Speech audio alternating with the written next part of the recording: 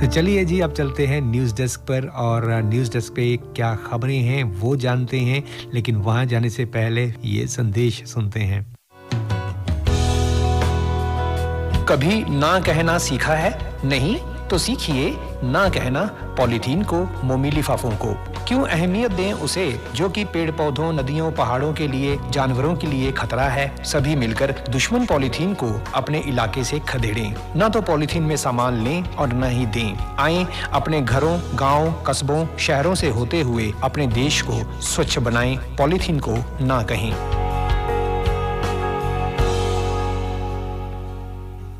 और अब चलते हैं शुभ प्रभात न्यूज़ डेस्क पर।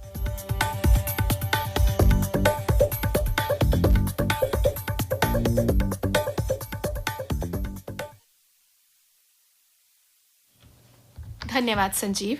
आज छपे समाचार पत्रों की सुर्खियों में प्रधानमंत्री नरेंद्र मोदी ने जातिगत गणना पर बोलते हुए कहा कि क्या सबसे अधिक आबादी वाले हिंदू सारे हक ले लें। पीएम बोले, कांग्रेस कह रही जिसकी जितनी आबादी उतना हक। उन्होंने कहा देश की सबसे बड़ी आबादी गरीब की है। प्रधानमंत्री नरेंद्र मोदी मंगलवार को जबलपुर में हुई जनसभा को संबोधित करते हुए ये भी कहा कि देश के संसाधनों पर पहला हक अल्पसंख्यकों का है।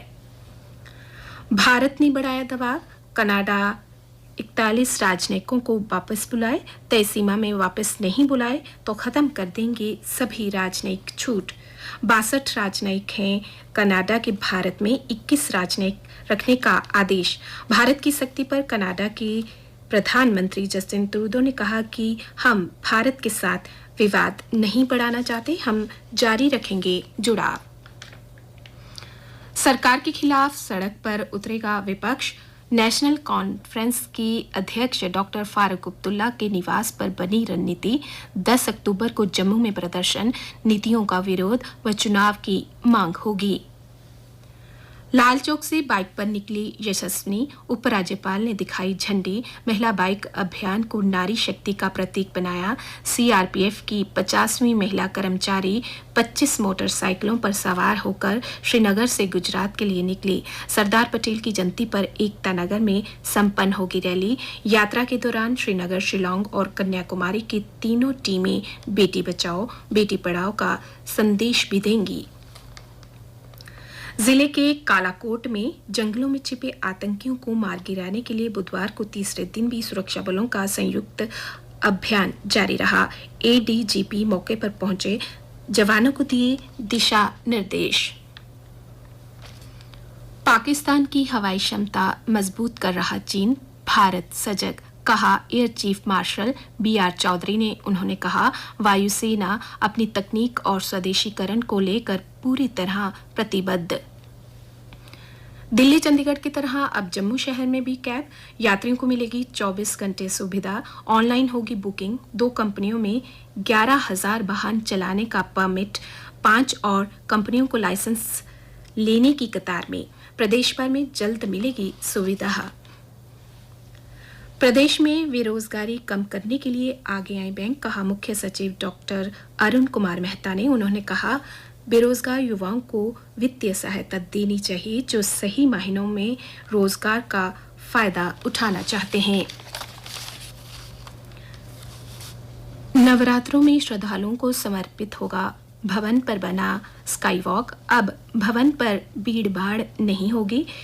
स्काई वॉक के भीतर से होते हुए मां के निकासी द्वार से बाहर आएंगे यात्री। उपराज्यपाल तथा श्राइन बोर्ड के अध्यक्ष मनोज सिन्हा प्रथम नवरात्रि को कर सकते हैं उद्घाटन। बसोली की पश्मीना उधमपुर की कलाड़ी को मिला जीआई टैग।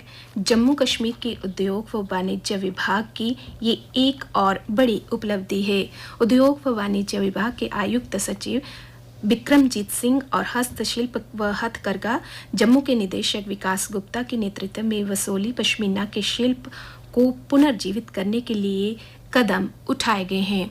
और अब अन्य समाचार, खेल समाचार और मौसम की जानकारी के साथ मेरी सहयोगी महेश्वरी। धन्यवाद सीमा। भूकंप के झटकों से दहला नेपाल, दिल्ली एनसीआर सहित कई राज्यों में भी झटके। इस वर्ष इस एक दिन में सर्वाधिक डेंगू के 91 नए मामले सामने आए। जम्मू में 2 हफ्ते में चिकनगुनिया के भी 50 मामले सामने आए। नवरात्र में नई दिल्ली व वाराणसी के लिए विशेष रेलगाड़ियां चलाने की घोषणा की गई है। काउंटर पॉइंट रिसर्च के अनुसार मोबाइल मैन्युफैक्चरिंग में भारत दूसरे स्थान पर रहा। नेशनल टेस्टिंग एजेंसी की ओर से यूजीसी नेट दिसंबर 2023 के लिए नोटिफिकेशन जारी कर तिथियों की घोषणा कर दी गई है। उम्मीदवार 28 अक्टूबर 2023 तक ऑनलाइन रजिस्ट्रेशन करवा सकते हैं। चुनौतियों के बावजूद चालू वित्त वर्ष में 6.3% रहेगी भारत की विकास दर। विश्व बैंक की रिपोर्ट, निवेश व घरेलू मांग में अर्थव्यवस्था को मिल रहा सहारा। जम्मू तवी गोल्फ कोर्स में 4 दिवसीय टूर्नामेंट का आगाज। प्रतियोगिता 4 से 7 तक चलेगी। इस वर्ष पुरस्कार राशि 50 लाख है। खेल समाचार। एशियाई खेलों के 10वें दिन भारत की बेटियों पारुल चौधरी और अनु रानी ने देश के लिए 2 स्वर्ण पदक जीते। 5000 मीटर दौड़ में दिलाए पदक। वहीं 800 मीटर में अफसल ने जीता रजत पदक। आज पुरुष भाला फेंक स्पर्धा में के लिए मैदान में उतरेंगे नीरज चोपड़ा। कंपाउंड तीरंदाजी में ओजस और अभिषेक फाइनल में पहुंच गए हैं। तीरंदाजी में भारत को 2 स्वर्ण पदक मिलना तय। मौसम। समाचार पत्रों के अनुसार आज जम्मू में मौसम के शुष्क रहने की संभावना है। कल दिन का अधिकतम तापमान 33 डिग्री सेल्सियस तथा न्यूनतम 18.4 डिग्री सेल्सियस रिकॉर्ड किया गया। आज सूर्यास्त 6:14 पर और कल सूर्योदय 6:29 पर होगा। बहुत बहुत शुक्रिया हमारे साथ रहने के लिए। शुभ प्रभात में चलते हैं, मिलेंगे आपको प्रोग्राम के अगले एपिसोड में। तब तक के लिए अपने होस्ट संजीव को दीजिए इजाजत। नमस्कार and have a very wonderful, beautiful and fabulous Wednesday.